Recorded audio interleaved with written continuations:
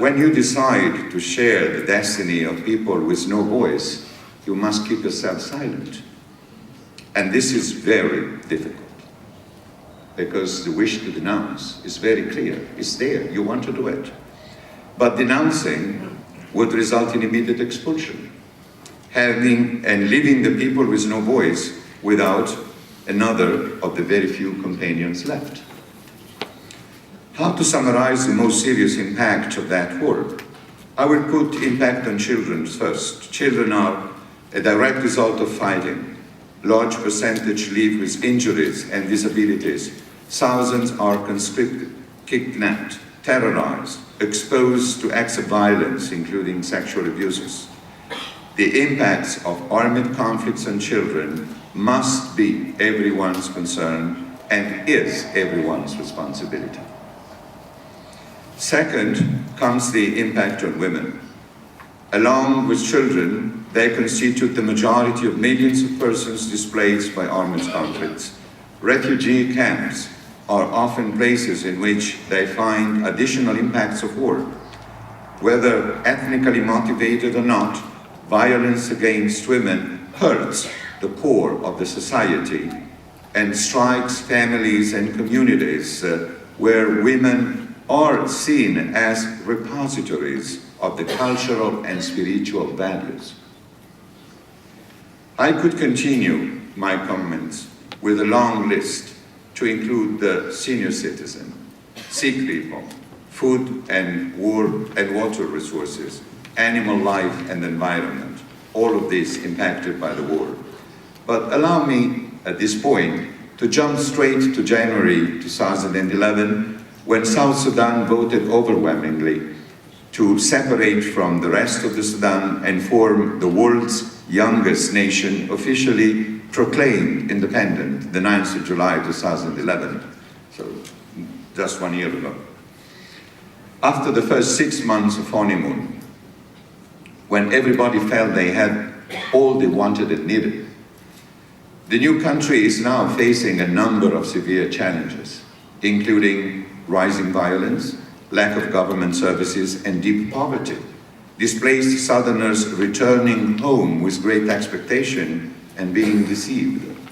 Tribal clashes and continuing rebel attacks.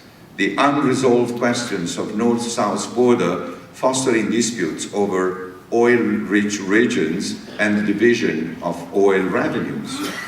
South Sudan is likely to take years, as well as billions of aid dollars to get back on its feet after the devastating war.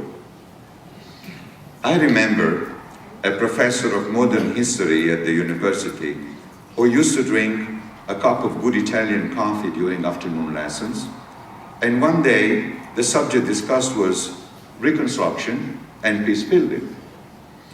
Holding the cup in his hand, he looked at us and said, "How long do you think it takes to me to drop this cup on the ground and break it all apart? 30 seconds? And how much time and effort do you think it will take to you to put all the pieces back together in the right place?" This is reconstruction after the war. The new country is compelled to address internal conflicts by teaching tolerance and understanding to a population whose majority is being exposed to democracy for the first time in life. South Sudanese are learning that peace is much more than the absence of war. Educating for Peace draws together three areas: the culture of peace, to foster peace building through conflicts mitigation, dialogue, resolution, and reconciliation; civic education, to build an understanding of the democratic system based on notions of civic and human rights; and citizenship education, to teach an awareness of rights and responsibilities and instill respect for others' people, rights and viewpoints. The challenge of this new country has just started, and the room for cooperation and support is immense. South Sudan needs visionaries.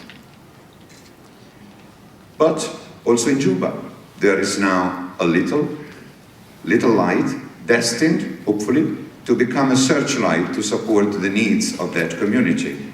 Because with a lot of efforts, the Rotary Club of Juba was chartered less than 3 years ago.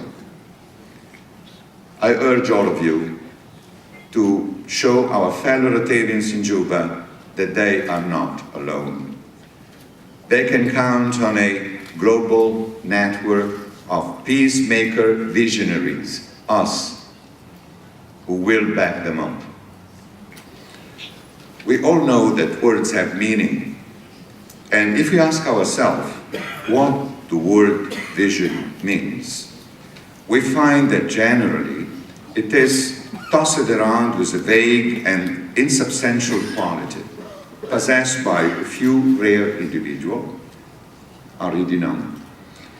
And it is difficult to define what it really means, where it comes from, how to tell if someone really has it, and if it does, how to assess the quality.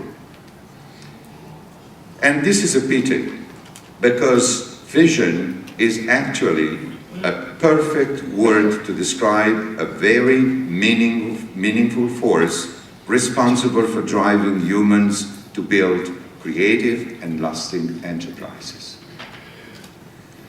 Through our eyes, we see the world as it is. But if we allow ideas and creativity to wake up our eyes, we will begin to see the world as it could be.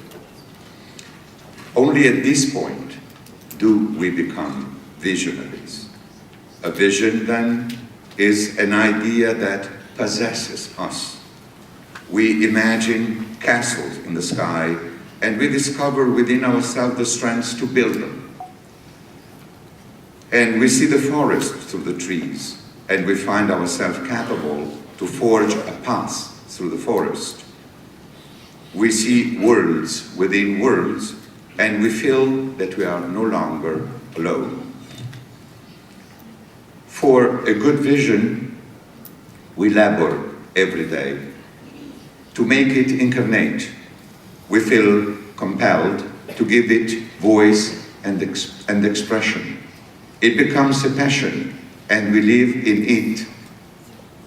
in its service, and we become instrument, and we shall not be fulfilled until our vision is fulfilled. When a vision is powerful enough to do all this to us, it can inspire others. We just have to help them to see what we see. We're celebrating together a global peace forum with a well-defined theme, peace without borders, and we have been recommended to consider and to examine the role of democracy in building peace. Referring to borders and to the role of democracy, no other European city than Berlin would have fit better to host this event.